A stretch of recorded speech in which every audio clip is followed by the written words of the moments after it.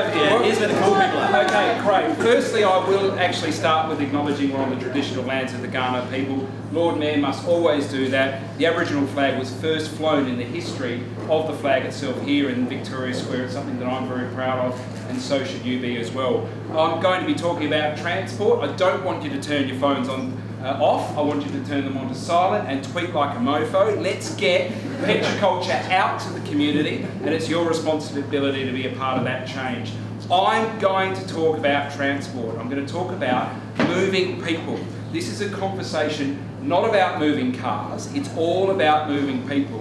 And as the Lord Mayor of a capital city, I've got to talk about how you move 220,000 people in and out of the city every single day. That's going to go to 300,000 people. Now this is a great slide that really makes this conversation something different. It's not about cars, it's about people. This is how you move 70 people in cars, this is how you move 70 people in a bus, and this is how you move people walking and cycling. Cars are 26 times bigger than people or bicycles, and they do actually fill up our roads. If we increased the number of people that travelled in buses by just 4%, we'd actually double the number of people that could actually travel on our roads. It's about moving people.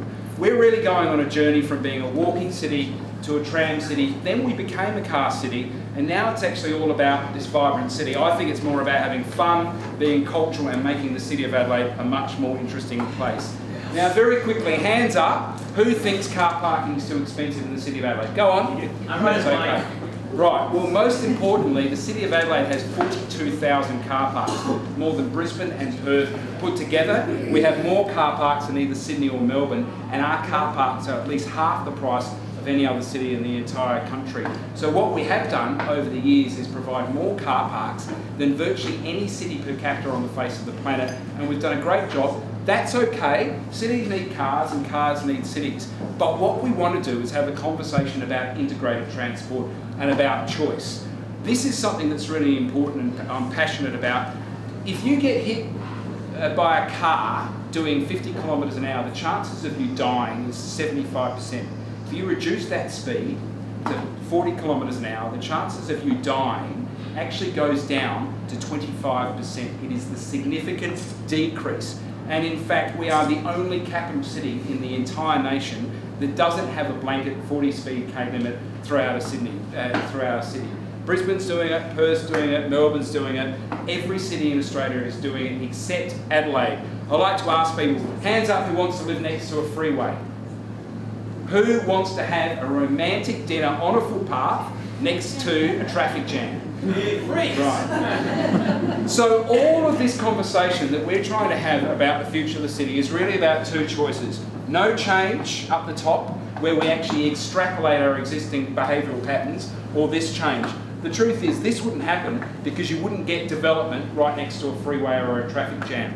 So I want to stress it's not all about bicycles, it's actually an integrated transport system. I drive an electric car, and once you drive an electric car, you never go back. I will be doing my PhD on how electric engines are going to transform cities. They are fast, they are powerful, they are silent, they are sexy, and when you put your foot down, the cops can't hear your engine scream. But it's also about pedestrianisation of the city. You know, there are 5 times more people walking around our city than there are cars driving around our city.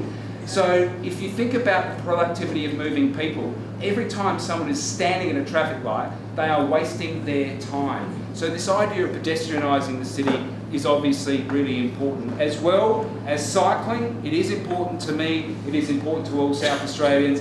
80% of people have bicycles, only 20% ride them because it's not safe to ride in our city. And we are seeing a transformation, a 20% increase in cycling movement throughout our city. And when you actually get to your destination, you feel better. Your heart's pumping, your blood's beating, you're actually getting around, you're physically active, you're burning more calories. And Monique said it improved her sex life. She claimed that.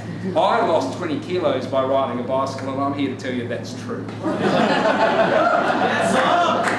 So we are rolling out cycling infrastructure throughout our city, and it's only about providing balance. It really is about providing people with choices.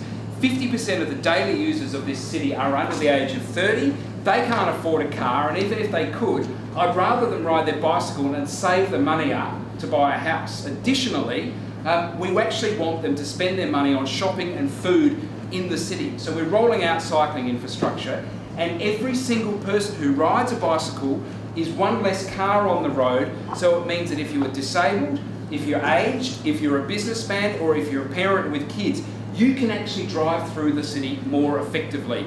It's not about being anti-car, it's saying that if we just induce every single person to drive a car, because it's not safe, everyone will drive a car and you will be stuck in a traffic jam either now or into the future. The Frome Street bicycle lane is a really important piece of infrastructure. The statistics say if it's safe to ride, people will actually dust off their bikes, get out there, and more bikes are actually sold in this country than cars every single year.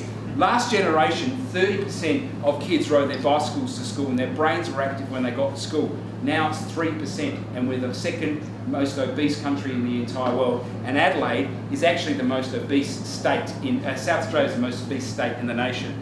Now we've got the Global Cycling Conference here coming up. Get involved, there's a Velo Fringe event. This is also important though. This is the biggest Wi-Fi network of any city in Australia and one of the best in the world. It's going to transform how we move around cities. Parking applications, a whole range of apps, etc. The critical thing here is that young people do leave our state. I'm told we need to keep young people here. They can't afford a car. They do need to get around our city, and make no mistake, the food trucks, the street art, the bicycles, everything is about making this city cool so we can keep young people here, create an entrepreneurial ecosystem, and redefine our city as the Silicon City of the entire nation. So realistically, we really are about wanting to make this city fun, and I would actively encourage you to think about your mobility choices to make our city more sustainable, more productive, and also more livable. And I really hope that you guys can be a part of the change you want to see in your city. Thanks very much.